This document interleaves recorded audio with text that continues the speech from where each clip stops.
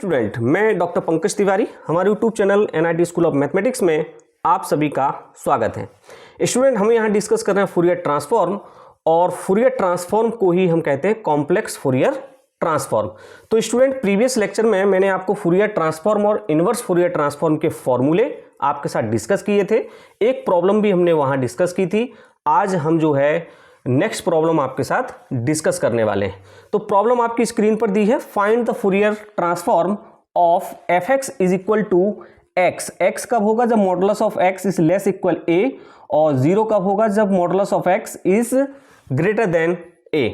तो स्टूडेंट, इस प्रॉब्लम को सॉल्व करने से पहले मैं आपको बता दूं कि फूरियर ट्रांसफॉर्म का फॉर्मूला हमने डिस्कस किया था, f of fx is equal to minus infinite से प्लस इनफाइनाइट e की power isx fx into dx।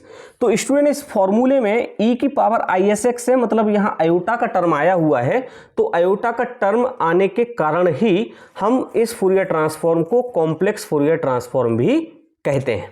Clear student? तो चलिए अब हम डिस्कस कर लेते हैं ये प्रॉब्लम। तो स्टूडेंट, इस प्रॉब्लम को डिस्कस करने के लिए मैं सबसे पहले by the definition of Fourier transform, तो हमने ये फूरियर ट्रांसफॉर्म की डेफिनेशन ली, और मैंने यहाँ डेफिनेशन में कैपिटल fx लिखा था, तो अंदर भी कैपिटल fx था, लेकिन हमें फंक्शन स्मॉल fx दिया है, तो हमने यहाँ स्मॉल fx लिया और यहाँ भी स्मॉल fx लिया। इसके बारे में हम प्रीवियस लेक्चर में डिस्कस कर चुके हैं। तो स्टूडेंट, पहले हम लिमिट देख लेते हैं। Modulus of x is less equal a का मतलब होता है कि x की लिमिट जो है माइनस a और प्लस a के बीच में है।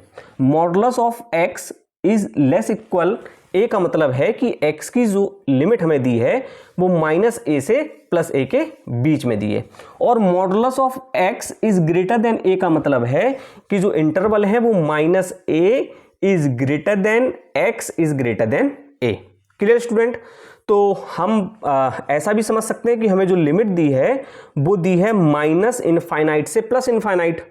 डेफिनेशन के हिसाब से जो लिमिट दी है माइनस इनफाइनाइट से प्लस इनफाइनाइट। तो अब हमें ब्रेक करना है इस लिमिट को तीन टर्म में। पहली तो होगा माइनस इनफाइनाइट से माइनस ए, फिर होगा माइनस ए से प्लस ए, और फिर होगा प्लस ए से इनफाइनाइट। तो हमने क्या किया स्टूडेंट? इस फॉर्मूले को ब्रेक कर दिया। ब्रेक किया तो फॉर्मूला वही रहेगा, e की पावर isx fx dx, और माइनस ए से प्लस ए e की power isx fx dx, plus a से इनफाइनाइट e की पावर isx fx और dx। अब स्टूडेंट, हमें ये देखना है कि जब वैल्यू हमारे इंटरवल माइनस इनफाइनाइट से माइनस ए के बीच में, माइनस इनफाइनाइट से माइनस ए इसके बीच में आएगा, तो वहां वैल्यू हमारी फंक्शन की क्या है? 0 है, तो हमने 0 लिख दी। अब माइनस ए से प्लस ए, माइनस ए से प्लस ए में x की जो वैल्यू है वो क्या है? x है। फंक्शन की जो वैल्यू है वो x है, तो यहाँ e की पावर isx और fx की जगह हमने x लिख दिया, और a से इनफाइनाइट में भी वैल्यू आपको फंक्शन की क्या दी है? 0 दी है। तो ये दो टर्म तो आपके क्या हो गए स्टूडेंट? 0 हो गए। बचा केवल आपको sign of the integration minus a से प्लस ए e की power isx x into dx। बस इस इंटीग्रेशन को आपको सॉल्व कर लेना है और आपको आपकी फूरियर ट्रांसफॉर्म मिल जाएगा, रिक्वायर्ड फूरियर ट्रांसफॉर्म मिल जाएगा। तो स्टूडेंट, आपने चेन रूल पढ़ रखा है, तो चेन रूल की हेल्प से हम इसको क्या करेंगे? सॉल्व करेंगे। तो हमने क्या किया? x को फर्स्ट फंक्शन माना और e की पावर isx को हमने यहाँ सेकंड फंक्शन मान लिया। तो फॉर्मूला आप सभी को मालूम है, फर्स्ट फंक्शन x लिया, सेकंड का इंटीग्रेशन, तो e की पावर isx का इंटीग्रेशन होगा e की power isx divided by is, minus sine of the integration, और x का डिफरेंशिएशन करोगे तो 1 आएगा, और सेकंड का इंटीग्रेशन करोगे तो e की power isx divided by is into dx, और लिमिट होगी माइनस ए से प्लस ए। ये ध्यान रखना, ये माइनस ए से प्लस ए लिखा हुआ है। Clear student?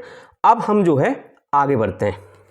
तो यहाँ स्टूडेंट हमने क्या किया कि 1/is हमने ये लिखा, x e की पावर isx हमने ये लिखा, माइनस 1/is हमने कॉमन लेके ये लिख दिया, और e की पावर isx को फिर से इंटीग्रेट किया तो e की power isx divided by is आया, और लिमिट आपकी सेम माइनस ए से प्लस ए दी है। अब स्टूडेंट आगे बढ़ते हैं, तो इसमें लिमिट अलग से पुट करेंगे और इसमें लिमिट अलग से पुट करेंगे। तो यहाँ लिमिट पुट करने के लिए हमने लिखा 1/is, और x की जगह अपर लिमिट रखी a, e की पावर is और x की जगह हमने लिखा a, माइनस लोअर लिमिट। जब लोअर लिमिट लिखोगे तो माइनस ए रखोगे x की जगह, तो माइनस माइनस मैंने यहाँ प्लस लिख दिया, तो प्लस ए e की पावर, और यहाँ x की जगह माइनस ए रखोगे तो आएगा minus is a। Clear student? आगे बढ़ते हैं और यहाँ से स्टूडेंट आप देखेंगे आई और आई, आयोटा और आयोटा मिलके आयोटा स्क्वायर हुआ और आयोटा स्क्वायर की वैल्यू होती है -1, तो माइनस माइनस मिलके हुआ प्लस, तो हमने ये प्लस लिख दिया और एस मिलके हुआ एस स्क्वायर, तो ये आया 1/s²। Clear student. अब लिमिट रखेंगे तो e की पावर -is a आएगा और यहाँ जब लोअर लिमिट रखोगे तो -e की पावर -is a हो जाएगा। ये स्टूडेंट यहाँ माइनस है, ध्यान रखना, है ना। और यहाँ प्लस इसलिए हुआ था क्योंकि x दिया हुआ था। क्लियर है।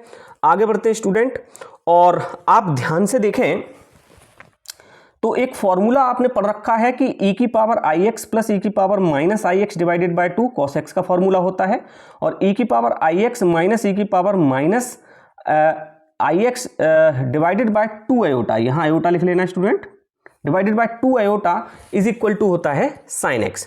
तो स्टूडेंट यहाँ हम क्या करने वाले हैं, अभी आप देखेंगे ध्यान से कि ये जो आपने लिमिट यहाँ पुट की थी तो यहाँ से देखो a कॉमन आ रहा है, तो a हमने ये कॉमन लिया। अब देखो इस फॉर्मूलों के लिए हमें डिवाइड में 2 की ज़रूरत है, तो हमने क्या किया, 2 से ऊपर नीचे मल्टीपल कर लिया, तो 2 का मल्टीपल यहाँ और 2 का मल्टीपल यहाँ, और a जो है यहाँ से क्या आया था, कॉमन आया था। तो यहाँ क्या बच रहा है, e की पावर isa प्लस e की पावर -isa डिवाइडेड बाय 2, तो बाहर हमारा रहेगा 2a डिवाइडेड बाय is।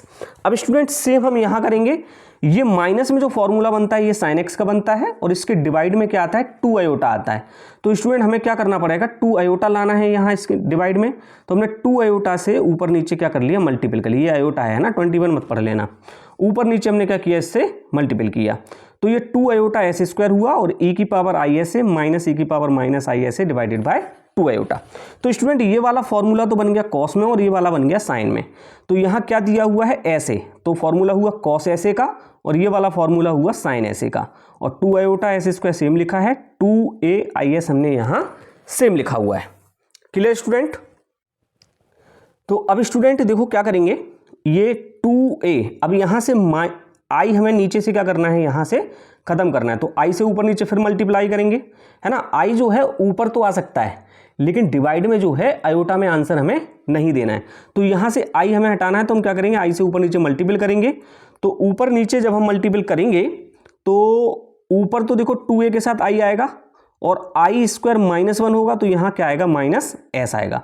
ये कॉस ऐसे हमने सेम लिखा और 2 आयोटा एस स्क्वायर साइन ऐसे हमने सेम लिखा, और आप इसको इस तरीके से भी लिख सकते हैं, यहाँ से 2 iota divided by S square common भी निकाल सकते हैं, तो 2 आयोटा एस स्क्वायर हमने कॉमन निकाला, तो यहाँ से साइन ऐसे मिला, तो हमने ये पहले लिखा, क्योंकि ये माइनस आ रहा था तो ये माइनस में आएगा। अब यहाँ से एस स्क्वायर कॉमन लिया था, यहाँ एस दिया हुआ है तो ऊपर क्या आएगा, एक एस आएगा, तो एस ए कॉस ऐसे, तो ये स्टूडेंट हमारा क्या होगा, रिक्वायर्ड आंसर होगा। आई होप आपको समझ आई होगी कि किस तरीके से हमें इस टाइप की प्रॉब्लम्स जो है फूरियर ट्रांसफॉर्म से सॉल्व करनी है। तो स्टूडेंट आगे आने वाले वीडियो में मैं आपको और भी प्रॉब्लम्स जो है डिस्कस करके बताऊंगा, तो बने रहिए और देखते रहें NIT school of mathematics. Thank you guys.